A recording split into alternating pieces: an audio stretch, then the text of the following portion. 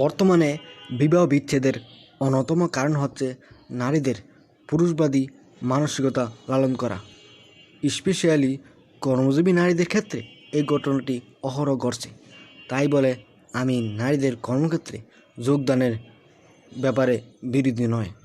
নারীরা প্রযুক্তিপূর্ণ এ সমাজে লড়াই করতে করতে বাহ্যিক দিক দিয়ে নারী হলেও অভ্যন্তরীণ দিক দিয়ে পুরুষ হয়ে যাচ্ছে।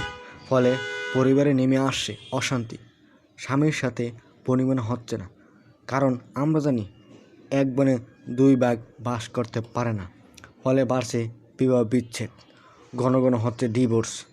আপনি দেখবেন চাকরিজীবী নারী বা সেলিব্রিটিদের মধ্যে বিবাহ বিচ্ছেদ বেশি হচ্ছে।